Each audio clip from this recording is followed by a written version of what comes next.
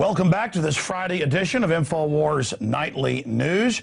I want to thank Paul Watson for doing the news portion of the transmission this evening. I'll also be back this Sunday, 4 to 6 p.m.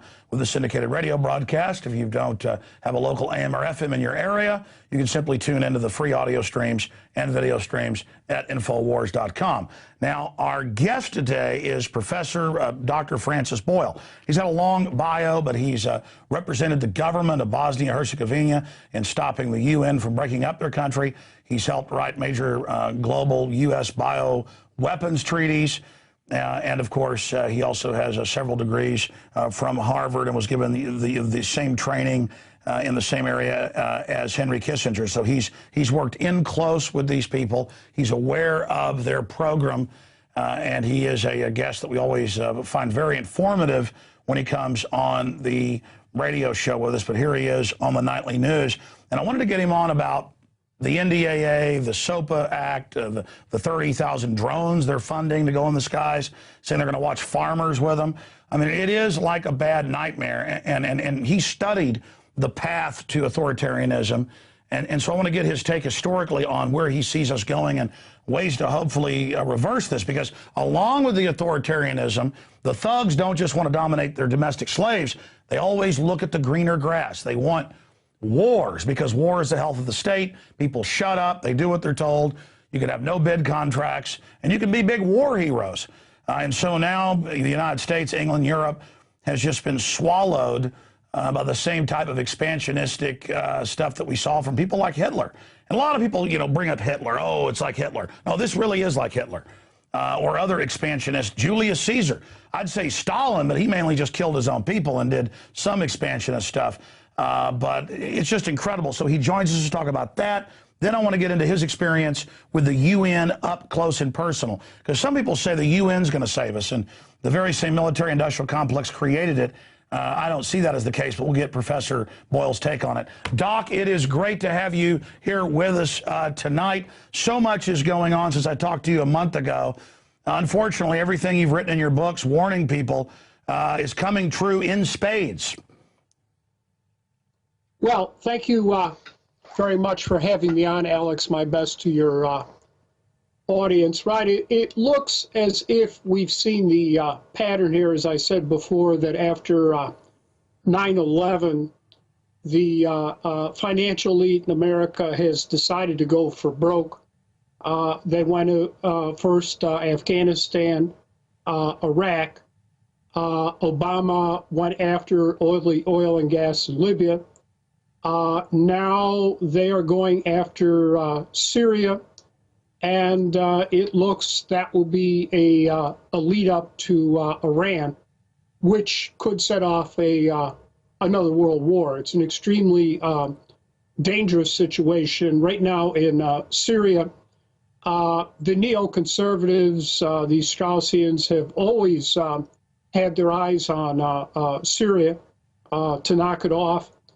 I served as legal advisor to the Syrian delegation to the Middle East peace negotiations in 1991. Now, I haven't worked for the Syrians since then, but they did ask me to draft their opening position in the peace negotiations, which would have been full peace for full withdrawal. Of course, they got nowhere with the Likud government under Shamir. But when Rabin was elected prime minister, very rapid progress was made to a comprehensive peace agreement between Israel and Syria, along the lines of the peace agreement Israel had with Egypt. So it was ready to go. And there were elections coming up in the spring of 1996, and Rabin concluded that he would present that peace treaty to the Israeli Knesset after the elections.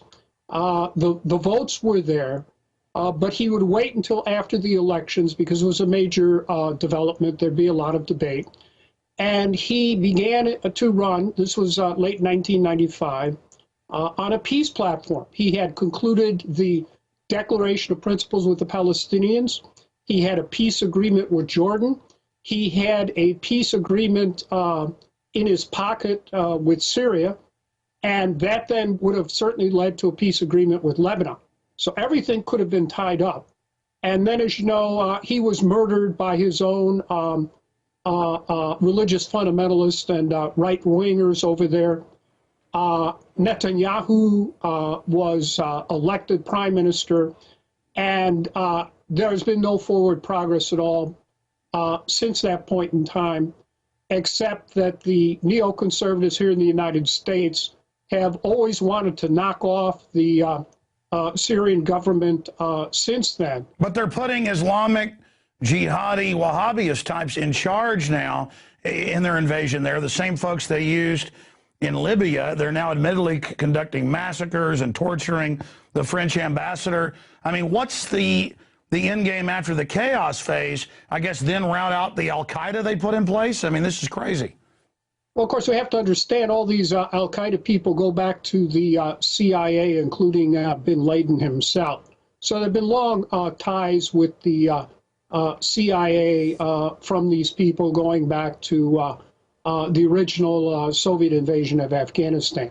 So we use these fundamentalists whenever we think it is useful, as in Libya and now in Syria. And yes, the agenda in the case of Syria is simply to destabilize Syria and perhaps crack it up into its constituent units, as they did with Afghanistan, as they've done with Iraq, as they've done with Libya, and just break it up into small little pieces short of a nation state that really then cannot stand in the way of the objectives of the United States, Britain, France, Israel. Remember, France was the former colonial power here. It's ridiculous to think that they could care less about human rights in Syria. And the same way with Turkey. Before France, Turkey was a former colonial power.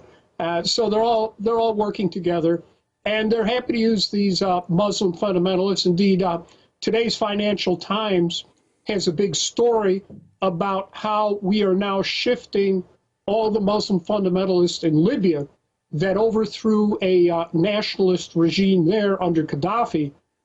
We're now transferring them over to Syria.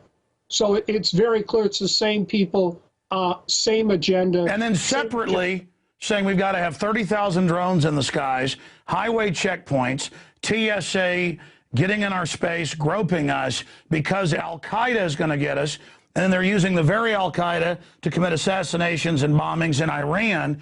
They just play the public like the public's totally ignorant. And I guess because the media has played along with the deception, the public is ignorant.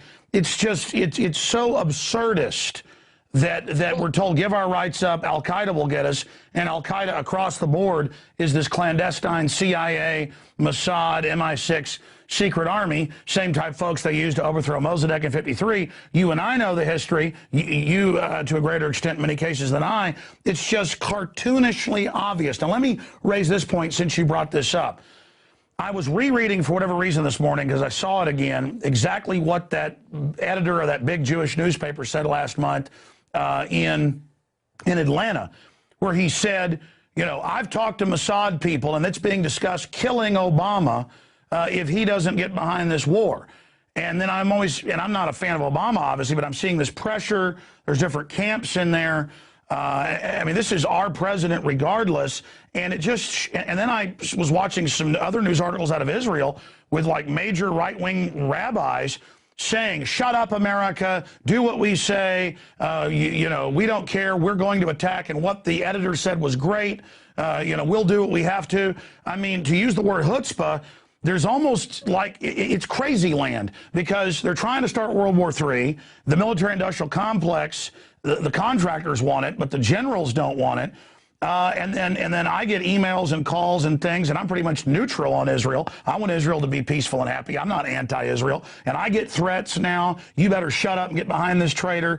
I mean, it's really creepy to watch, because reading what the editor said and others, it shows a level of confidence that is is frightening because it is obviously insane. And I know that's a rant. It's just that you can feel World War III. You can see it. The Russians are sending in Spetsnaz. The Iranians are sending in troops. Nuclear weapons are getting moved around. The Chinese are saying brace for war. Even in the Cold War, I've studied it. You lived it. I've never seen rhetoric like this. I mean, it's just crazy. What's your view on that rant?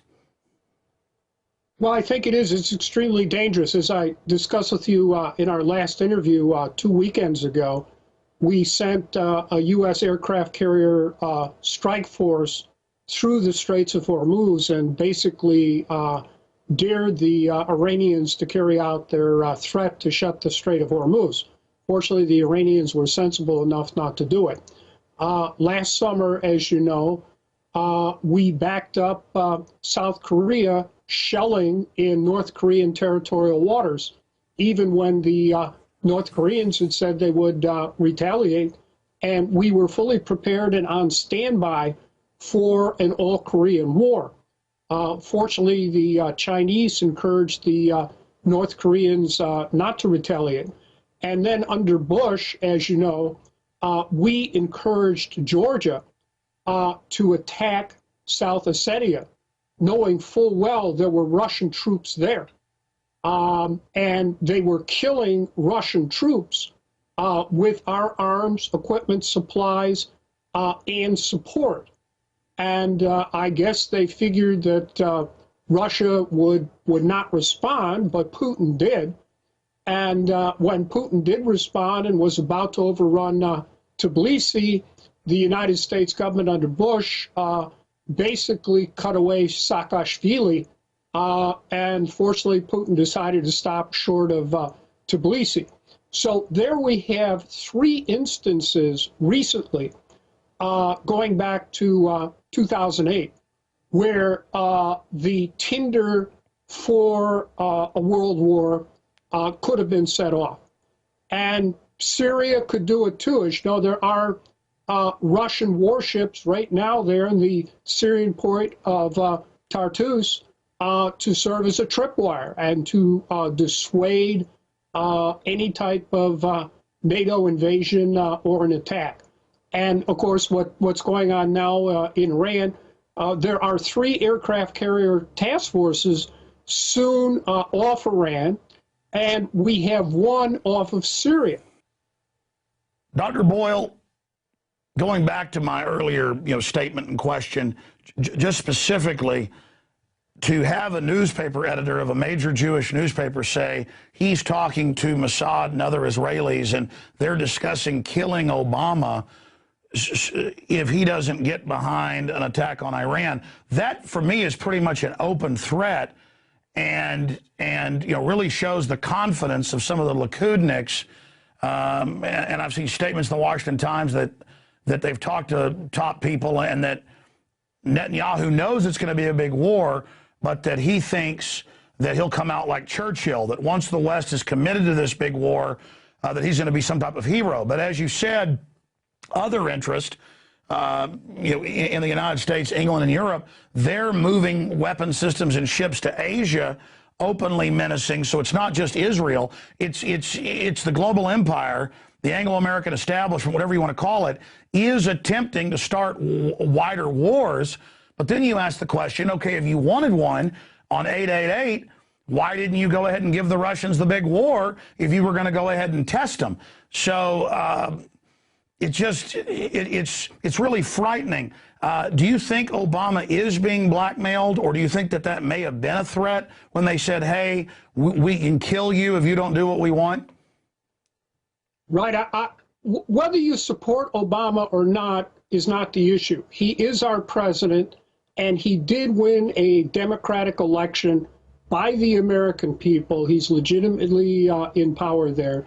And we certainly can't tolerate or support him being assassinated by anyone, especially by a foreign government. And the reason this rhetoric is so dangerous is that this was exactly the same type of rhetoric we saw in Israel before Prime Minister Rabin was assassinated to prevent the Syrian peace treaty. So, yes, this has to be taken quite seriously here in the United States.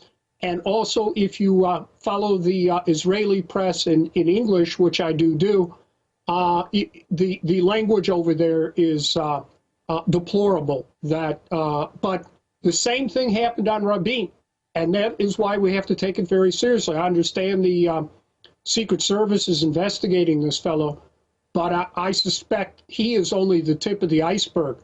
And well, yeah, this has got to be discussed on a very wide scale for him to feel confident enough to come out and say, I'm talking to people in Mossad and this is being discussed. I mean, even if they were planning something like that, why would he be shooting his mouth off? It shows just a crazed confidence. Or was it a way to threaten Obama? It was probably both. It was an implicit threat to Obama that if he stands in the way of a war against Iran, he could be assassinated. And also simply the arrogance of power, that fortunately we can rely on that some people are so arrogant with power that they tip their hand and they go too far. So wow. I mean, we have to take this threat quite seriously, because it was the same type of rhetoric that preceded the murder and assassination by Rabin all over Israel, and Likud was actively participating in that rhetoric and it basically inciting the murder and assassination of Rabin to prevent a peace treaty with Syria and any further development of a peace process. And I can assure you, being at the Middle East peace negotiations, I advised both the Palestinians and the Syrians. We could have had peace and this whole issue wrapped up peacefully if Rabin had not been assassinated, had won that election, had concluded that peace treaty with Syria, moved on to Lebanon, and then a final agreement with the Palestinians. That could have all been done, by, I don't mean to speak quickly here, but certainly the peace treaty with Syria was ready to go in late 1995. What is Likud's, for people that haven't studied it like you, a person who's been involved in all this, what does Likud really stand for? I mean, do they just want to keep basically a quasi-military state in Israel where they can get their no-bid contracts and things, kind of like our military-industrial complex? Well, they want the whole West Bank, all of Jerusalem, and the Golan Heights for starters. Whether they really want to move on to Jordan from there, I can't say. As you know, the sentiments in Israel is like, let's also move on to Jordan. Some of them do believe that Jordan is given to them by God as well. But I think Likud right now just wants all that territory to themselves, and all the rest is simply rhetoric. As long as Likud was in power, there was never any good faith negotiations with anyone under these peace negotiations, sponsored, by the way, by the United States government. It really took place under Rabin and labor. And remember, Rabin was a general, and I think I'm not saying he was necessarily a highly principled man, but he was strategic, and he could view it as a military situation that peace was in Israel's interest. So let's cut a deal here. But he was off. That was that. And that is the dangers with this rhetoric, these threats to Obama. It happened to Rabin. It could happen to Obama, sure. And of course, I deplore that. But you could imagine the chaos that would be set off in this country if the president were to be assassinated by anyone. Well, obviously, it's going to be a USS Liberty or Lavon affair type deal. I mean, if the Mossad or somebody did kill Obama, they're going to make it look like Arabs did it or some right-wing group here domestically. I mean, I don't see elements in Israel killing Obama and then actually, actually taking the blame themselves for it. What's your view on that statement? Well, we do know that in the first bombing of the World Trade Center, not the 9/11 one, there was a Mossad agent running it by the code name of Cindy. You can even read that in the New York Times. And she disappeared.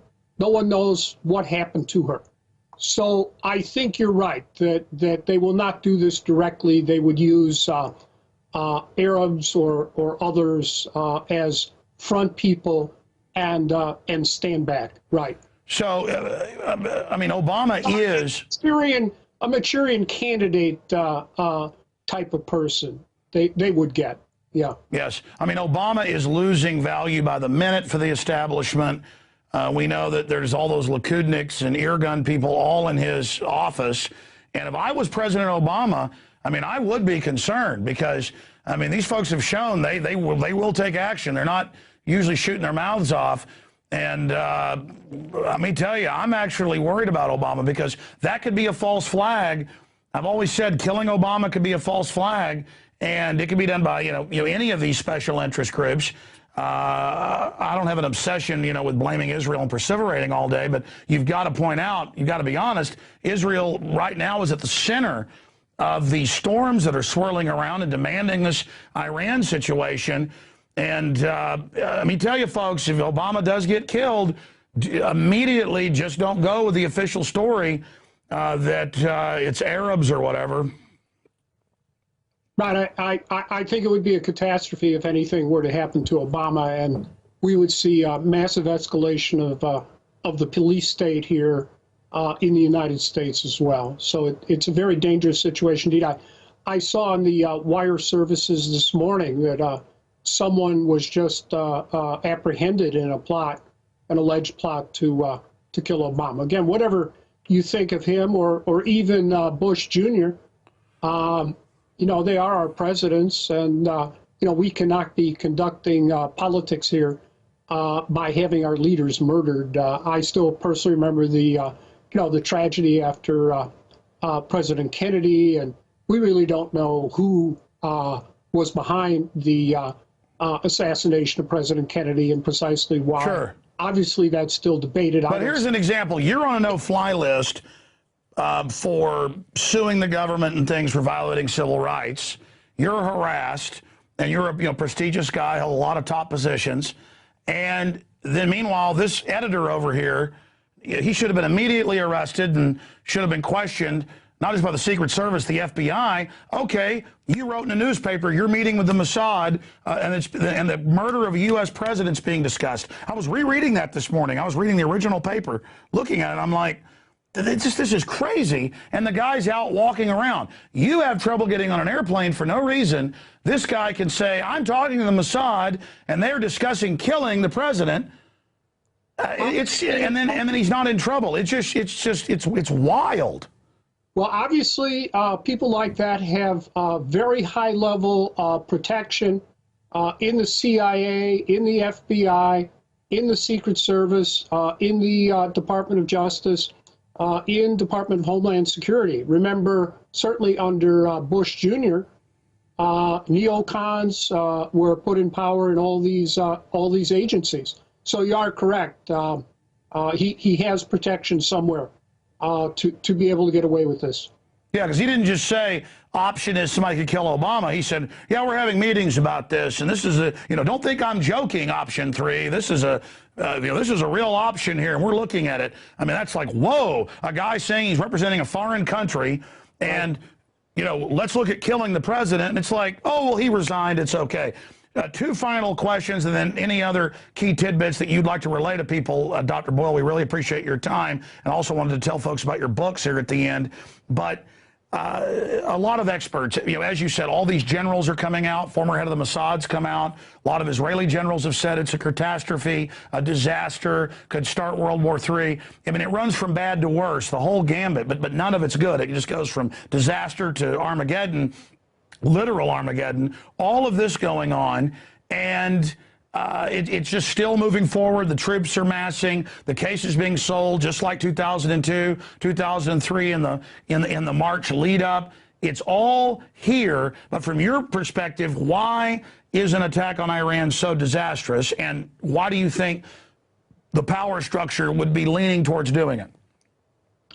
Well, of course, we also have to understand that the American power elite very well might be considering just sacrificing Israel and its people to let Israel start the attack on Iran, using Israel as their attack dog, which Israel always has been, and then suffer the consequences from the Iranian retaliation, and then we get in there and take out what's left.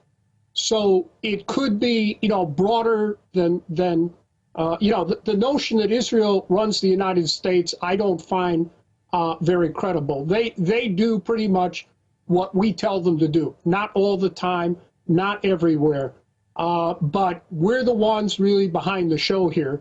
And it could be that we are setting them up to be sacrificed, to take out Iran, and then we will pick up the pieces, which is all that oil and gas in Iran, and complete control and domination of the entire Persian Gulf and Central Asia as well. And this is exactly what Brzezinski recommended in his book, The Grand Chessboard. If you read his Grand Chessboard, it's all in there. So that pretty much is the strategy. It has little to do with Democrats versus Republicans. That's Tweedledum versus Tweedledee. This is the power elite that runs this country. As I said, after 9/11 and the anthrax attacks, they are going for broke to control and dominate the world. And they're going to grab all the oil and gas they can, everywhere they can, and literally break up any states that stand in their way or that have created them problems for them before. Indeed, Wolfowitz, the neocon, had me at the, well, actually was at the University of Chicago when I was there, said this after 9/11. Publicly, he said, we are going to start to break up states. And the first state they broke up was Afghanistan, then Iraq, now Libya, looks like Syria, and then Iran. But Wesley Clark said that too. He's talked about, he was in the meeting and they said, yeah, we're going after these 8 countries. And I think that's what the Pentagon, apparently Wesley Clark was at the Pentagon, and that's what they told him. And when Wolfowitz said, we're going to be breaking up states, he was deputy to Rumsfeld. He was the #2 guy in the Pentagon. So that simply confirms what I'm saying. Yes, that's the agenda here. And what is going on, all these states have control of oil and gas and transportation modes for oil and gas. And regretfully, most of them are Muslim. So for that reason, here in the United States, we use Muslims as scapegoats and boogeymen, which is also what we've seen after 9/11. Kind of like what the Nazis did to the Jews. Everyone needs a scapegoat. We have our scapegoat. It's the Muslims here in America, like commies under the bed when I was growing up, and they're the Muslims over there.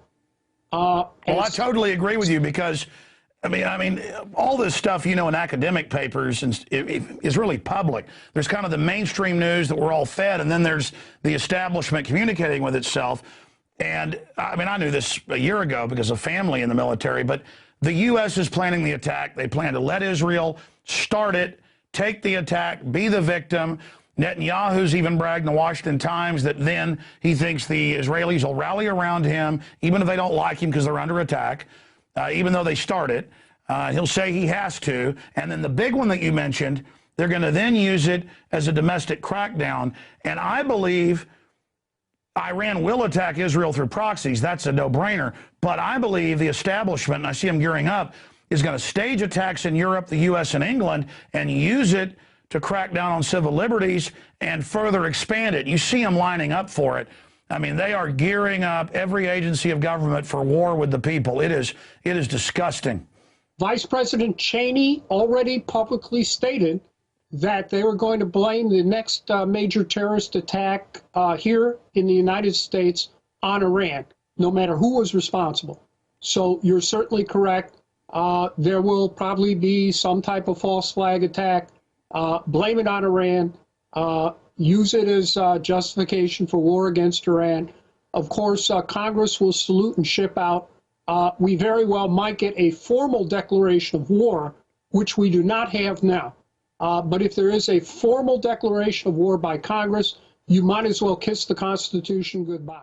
There's an entire title of the United States Code that automatically gets activated and makes the President of the United States of America a constitutional dictator, just like FDR was during World War II.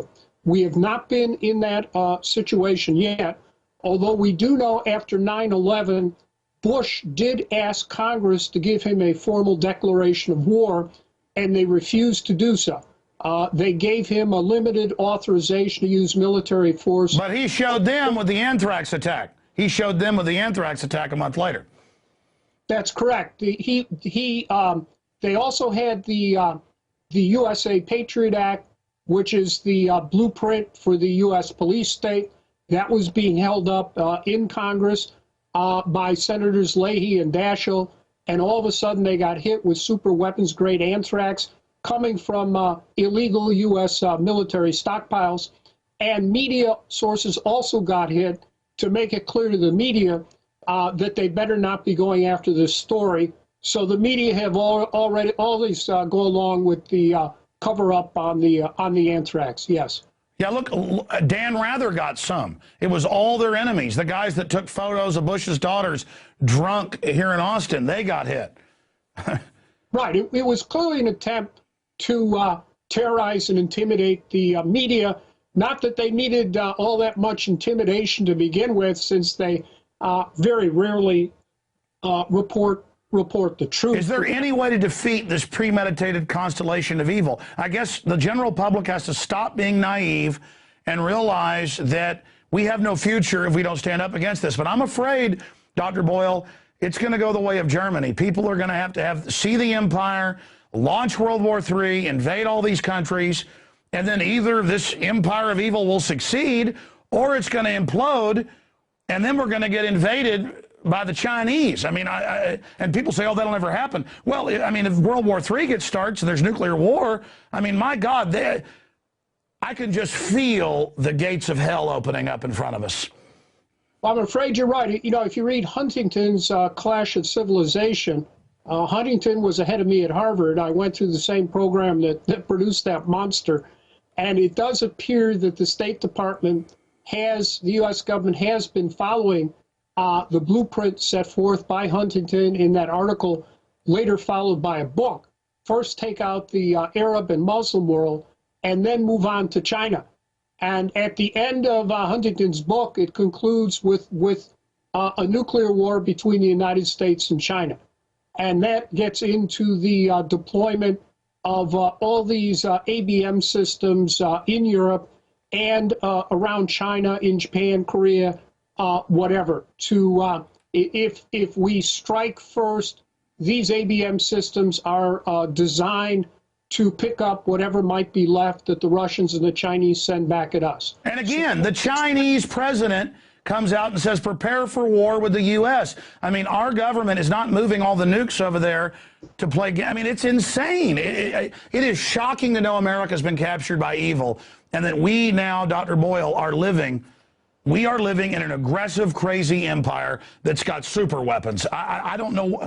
I mean, thank God the military has been blowing the whistle about the fake Iranian ambassador stuff and all the rest of it, and hopefully cooler heads will prevail. I mean, I've never been for a military coup because those are so dangerous, because you can get something just as bad, and I'm not endorsing that now, but I mean, you know, is there an Operation Valkyrie out there to stop this? Well, you can't, because it's not just a president. It's not Adolf Hitler. It's a whole crew of crooks in every position. How do you stop a cult of criminals that are power mad?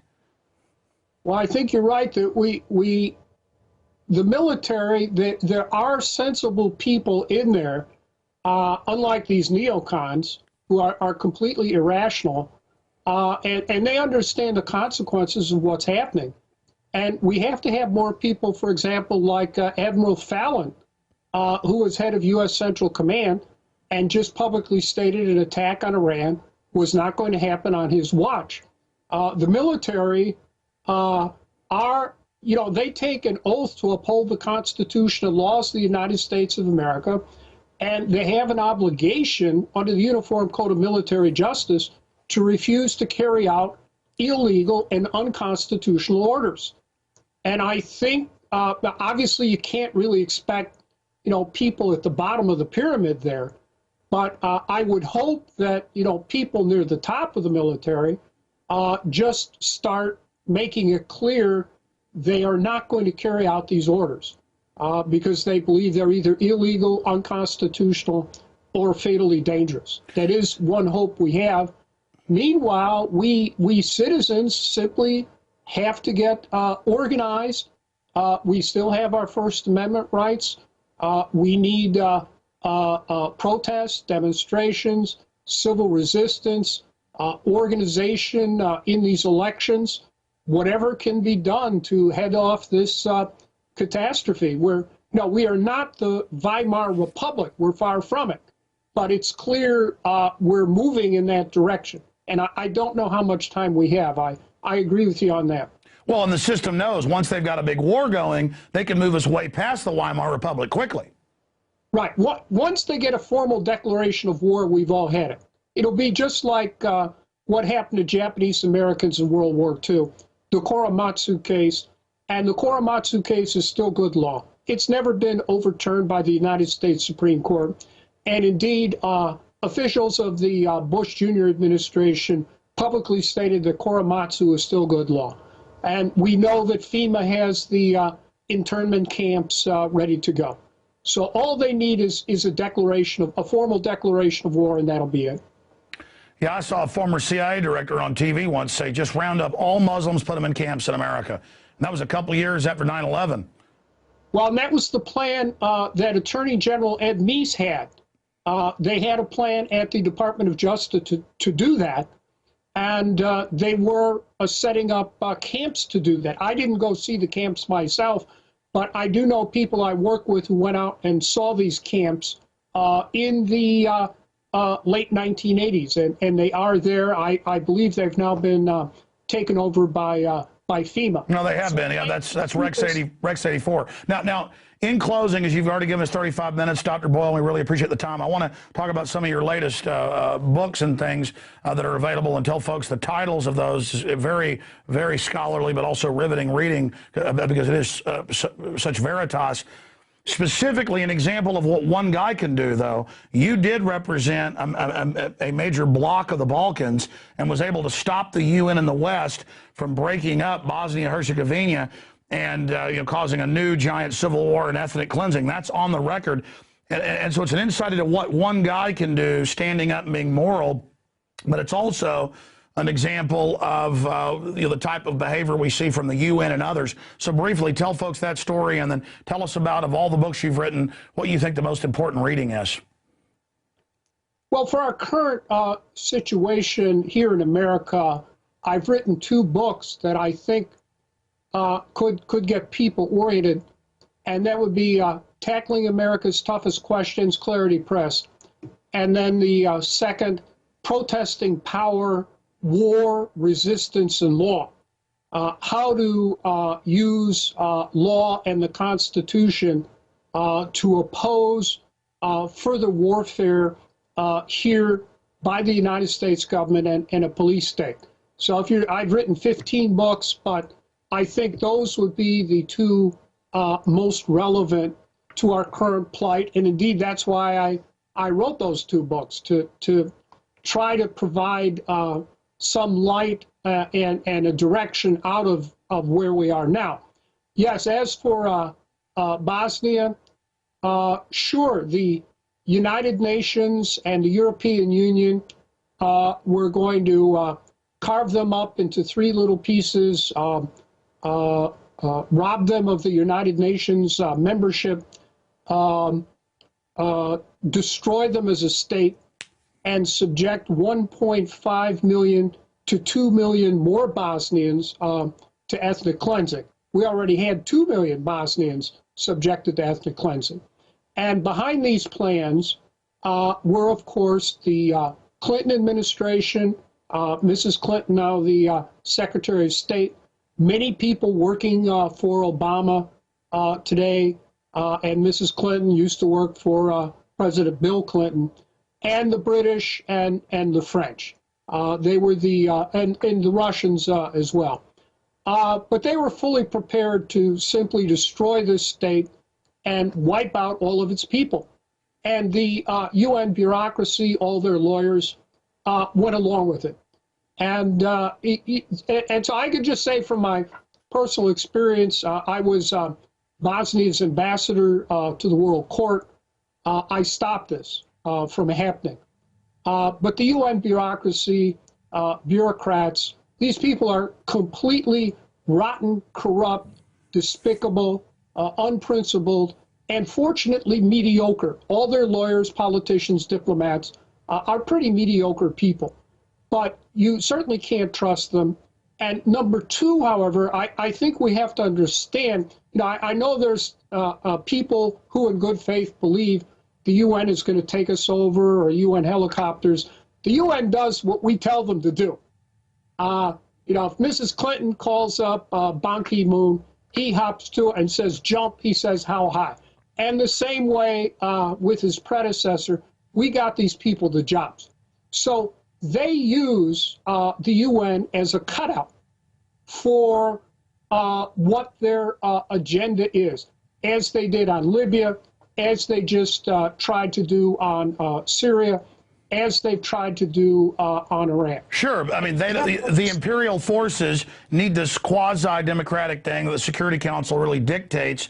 And of course, I mean, the military-industrial complex created it in '45 with all these promises at Presidio, based there in San Francisco.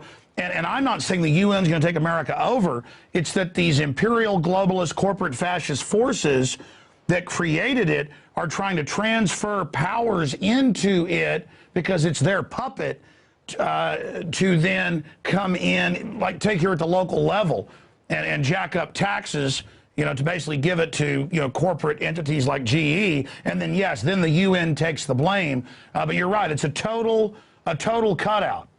It's a cutout. And they're not going to give up power themselves. But they use the UN as a cutout. So I don't think, there are proxies, there are stooges, there are agents, and we have to look at them that way. The whole bureaucracy there at the UN, they simply can't be trusted. But the real decisions get made in Washington, London, Paris, Brussels for the UN. Yeah. In closing, if you notice, the generals, the colonels I talked to, the CIA people that were actually in combat in Vietnam, people that live in the real world, they're all against these wars, the drones, the police state, the NDAA. And a lot of these people, like you were saying, aren't completely moral or perfect or even good guys. They live in the real world. And so the entire military is against all these wars and where we're going. Kind of like the German military didn't want to go into Russia. Not that they were even good. It's just that they were living in the real world. Hitler wasn't. He hadn't actually been at a command level. He'd been low level in the trenches. But at least he was military to a certain extent. Now we have all these academics and people who understand statecraft, deception, manipulation, but they still don't understand the real nuts and bolts. And so you have the bureaucratic elite and the corporate owners who are becoming more and more detached from reality and who make 40-to-1 bets, like Corzine, trying to command a military and a huge system through their arrogance to launch something. And I know they're watching these shows, at least their minions are. They need to understand there's a reason the military's against this here and in Israel. There's a reason the British military's against it, because they're living in the real world. And it is so creepy. I mean, hundreds of years ago, the problem was the generals wanted wars because they'd be superstars, and the politicians had to hold them back. Now it's the other way around. The politicians are so crazy, they want to launch wars that are so huge and so dangerous, even the generals don't want a part of it. I mean, do you see what I'm saying? Yeah, I agree with what you're saying. I think that, the military is used by these elites. If you read Kissinger, he had nothing but contempt for them, for the generals and the rest of them. He couldn't care less. And I think that's true for the elites, Mrs. Clinton, all the rest of them. their children, their husbands, they don't serve in the military. So as far as they see it, they're just sort of a mercenary throwaway class to be used as they see fit. Yeah, Kissinger called them dumb animals. That's correct. And that, I went through the same program at Harvard that produced Kissinger, Brzezinski, Huntington, Schelling, all the rest of them. That's their attitude towards the military. They're supposed to do what they're told to do. And I think, at least the military understands the consequences of these decisions. Again, we had a very courageous guy like Admiral Fallon say there would be no war against Iran on his watch. Well, Mullen went over to Israel and in a public speech said, you guys staged the USS Liberty. Don't do that again. This was an incredible shot against the bow. That means the Pentagon has intel that the Likudniks are looking to stage something. That's true. I, for a period of time, was counsel to the Liberty survivors. My dad was a Marine who invaded Saipan Tini in Okinawa in World War II. The Marines are part of the Navy. And it's very clear Israel attacked the Liberty as part of a false flag attack. They were going to sink it and kill everyone and blame it on the Egyptians or the Syrians, the Arabs, to get us directly involved in that war. And fortunately, because of the great courage and heroism of the men of the Liberty, who, by the way, had no weapons, but they kept that ship afloat and survived and were able to tell the story. And yet, despite that,